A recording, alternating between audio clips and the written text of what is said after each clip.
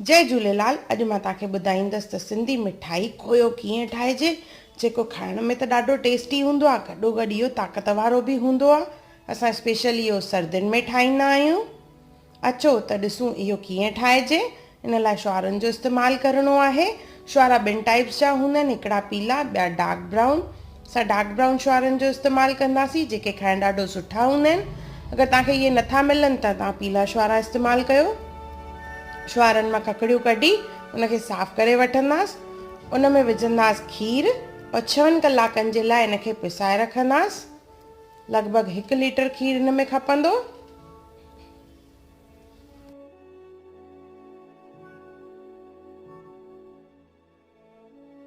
जीअं शुआरनि खे पिसाए रखियोसीं, तीअं हाणे खणंदासीं असां खसखस। खसखस खे बि खीर में पिसाए रखिणो आहे। हिते मां 100 ग्राम खसखस खई आहे। इन में विझंदासीं थोरो सो खीर और इनखे बि 6 कलाकनि लाइ पिसाए रखंदासीं। 6 कलाकनि खां पोइ ॿिन्ही जो पाणी एब्ज़ॉर्ब थी वेंदो, इहे नरम थी वेंदा काफ़ी।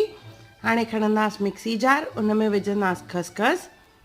खसखस खे असांखे पीसणो आहे, त गॾोगॾु इन में विझंदासीं थोरो सो खीर, जीअं सन्ही पेस्ट ठहे।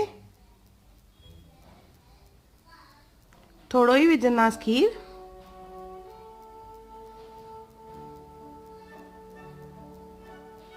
ये असांजी पेस्ट तैयार थी वई। हाणे खणंदासीं हिकिड़ो बासण, उन में विझंदासीं सचो घी। 100 ग्राम सचो घी खणणो आहे। घीअ खे गरम करे ॻारणो आहे। जीअं घी गरम थी वेंदो त असां हिन में विझंदासीं खसखस। खसखस खे भुञणो आहे पोइ असांखे, जीअं सुनहरी थी वञे।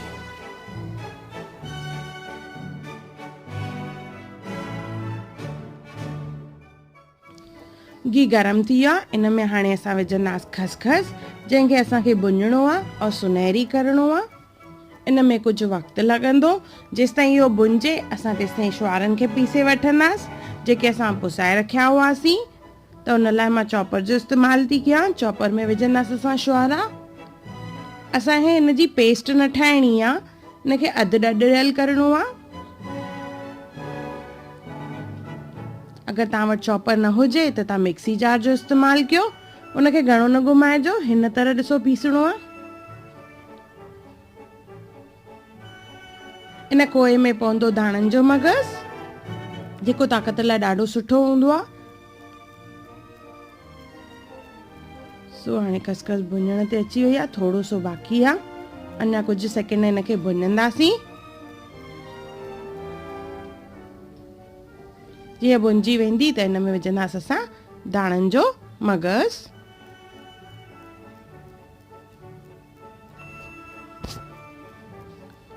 धाणनि जे मगज़ विझण खां पोइ हिनखे घणी देरि न आहे भुञणो, ख़ाली 3 सेकेंडनि ताईं।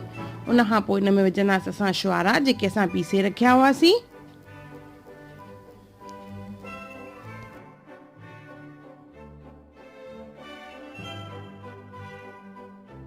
मां शुआरा ॿिया बि विझी रही आहियां हिन में। शुआरा विझी करे इनखे चङी तरह मिक्स कंदासीं। मिक्स करे इनखे भुञणो आहे।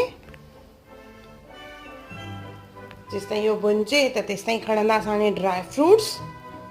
ड्राई फ्रूट्स में असां खणंदासीं पिस्ता, अखरोट ऐं काजू।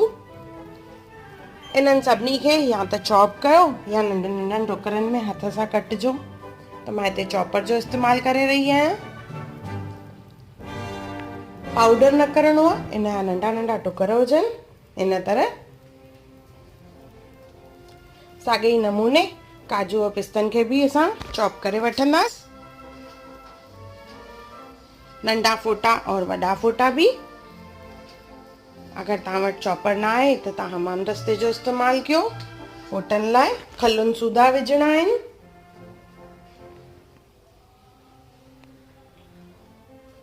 हे भुंजी रहियो आहे। इन मिठाई खे जेतिरो भुञंदासीं ओतिरी मिठाई सुठी ठहंदी। हाणे इन में विझंदासीं असां ड्राई फ्रूट्स, जेके असां चॉप करे रखिया हुआसीं। बादामियूं छॾे जेके बि ड्राई फ्रूट्स असां खया आहिनि, जीअं पिस्ता, अखरोट ऐं काजू, ये सभु विझंदासीं। इन सां गॾोगॾु नंढा फ़ोटा और वॾा फ़ोटा बि विझंदासीं। इनखे चङी तरह मिक्स कंदासीं। हाणे हिन में विझंदासीं असां खीर, लॻभॻि 2 लीटर खीर विझंदासीं। खीर में हिनखे असांखे सिजाइणो आहे। ही काफ़ी सुकल सुकल लॻंदो। इन में जीअं खीर विझंदासीं असां त इहो नरम थी वेंदो। पोइ ज़रूरत पई त असां थोरो खीर वधीक बि विझंदासीं। हाल फ़िलहाल असां हिन में 2 लीटर खीर विधो आहे।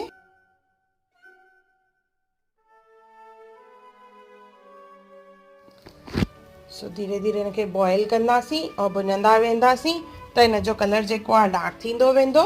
जेसिताईं इहो भुञिजे त तेसिताईं असां हिकु बाउल में खणूं था बादामियूं।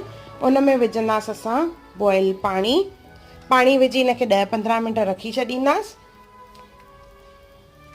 जीअं पाणी थधो थिए।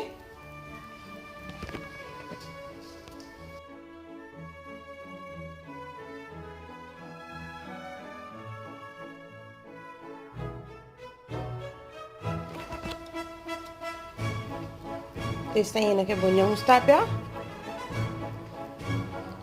जीअं भुंजंदो ॾिसो कलर जेको आहे हिन जो घाटो थींदो वेंदो।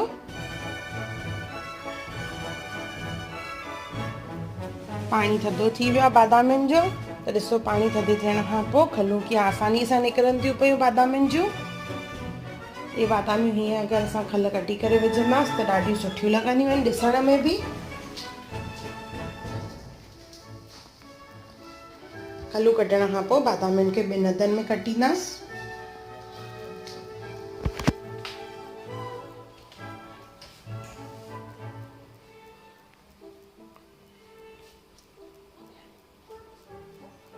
अहिड़ी तरह सभु बादामियूं मां कटे रखियूं आहिनि।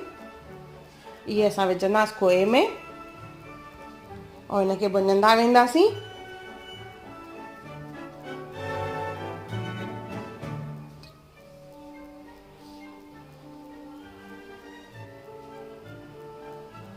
इन में असां अञा खंडु न विधी आहे। अगरि तव्हांखे शुगर पेशेंट लाइ कंहिं वॾे लाइ कढणी आहे बिना खंड जे खपे त तव्हां हिते कढी सघंदा आहियो। उन खां पोइ हिन में खंडु विझो। लॻभॻि 350 ग्राम मां खंडु विधी आहे हिते।